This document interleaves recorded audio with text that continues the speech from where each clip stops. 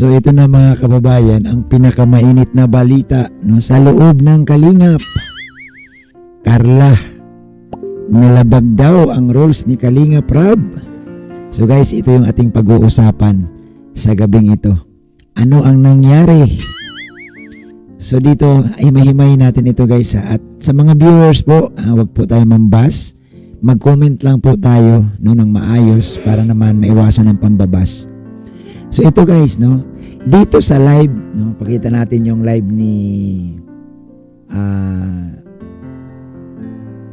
Papa Joms. Ayan, sa live pala ni Papa Joms kagabi, nag-comment pala dyan, no, si Carla, no, parang syempre magka-love team sila. Dinalaw niya sa pamamagitan po ng comment yung live ni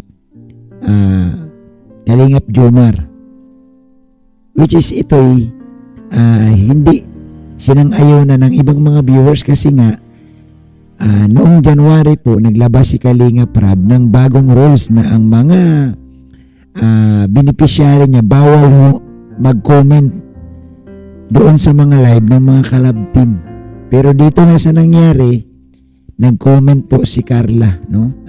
Isa sa mga comment ni Carla, ang sabi diyan ni gabi na, matulog ka na. Ganun yung pagkasabi. Dito guys, napansin ito ng ibang mga viewers na may nilabag si Carla. At ang kagandahan dito, yung mga supporter ni Carla guys, inamin, no? At sila na mismo ang humingi no, ng paumanhin, no, dito sa nangyari kay Carla. Katulad nitong sinabi ni Melody Lucido, sorry po Kuya Bal, Kuya Rab, at kay Sir Berador sa pagkakamali ni Carla. Diba? So, sila mismo inamin nila na nagkamali si Carla at tanggap nila. Ito pa isa. O, sabi ni Mama Rona Suela, sorry po Kuya Rab, Kuya Bal at sa Kalingap sa ginawa ni Baby Carla. Sabi naman ni Ma'am Maria Annalyn, sorry po Presbyrador, Kalingap Rab, Kuya Bal, di po sinasadya. Tama. Nagkataon lang talaga siguro na nawala ito, no?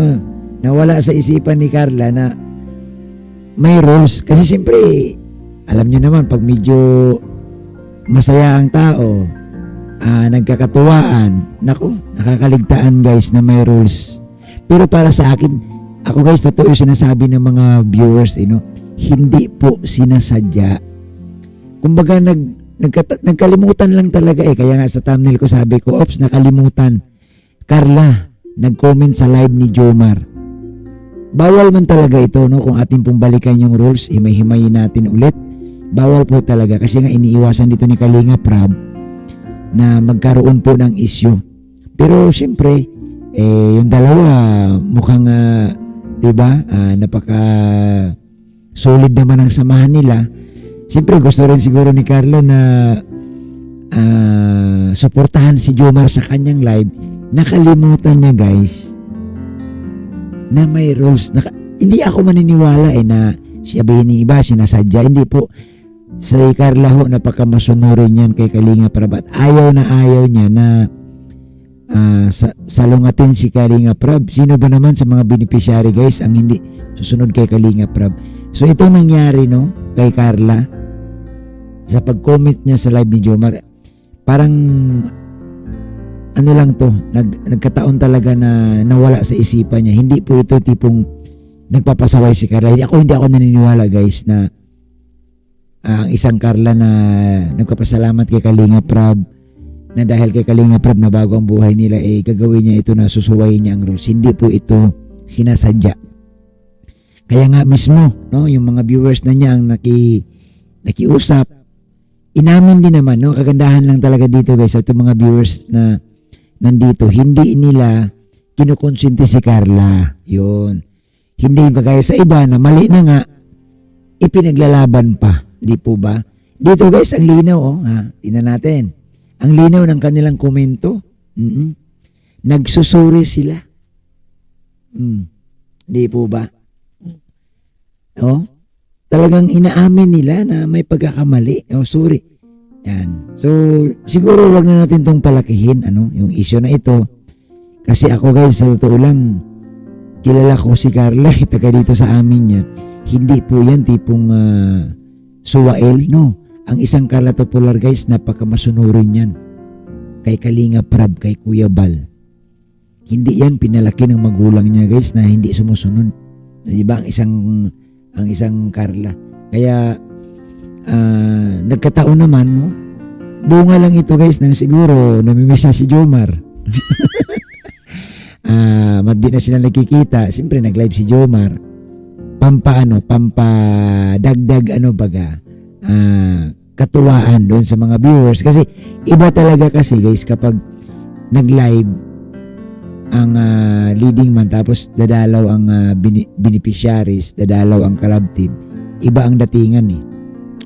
Natutuwa makikita ng mga viewers na ayan, nagsusuportahan sila. Ganon din naman, no? Si Jomar, kung wala lang sigurong rules, susuport din yan kay Carla pag nag-live si Carla. So dito guys, wala ako nakitang paglabag, wala ako. May mali, no, nandoon tayo, kinikilala nga ng mga viewers, ina-acknowledge, tinatanggap ng mga supporters ni Carla na may mali. Pero wag na po nating idiin na kagaya ng iba na parang sinasadya daw, may mga nabasa ako na parang nagiging baser sila ni Carla. Hindi po, no. Dito guys, mag-comment tayo ng maayos. Sa tingin ko hindi. First time lang ito mangyari. Ako sa paningin ko nakalimutan. Nakalimutan. Kaya nga parang bigla ayon sa balita sa akin, bigla atang nag-off si Jomar. No, kasi may nag-remind no, may nagpaalala. So siguro ito, wag natin palakihin yung issue, no? Para sa akin, natural, sino ba naman tayo? Nagkakamali. Wala namang perfectong tao, di ba?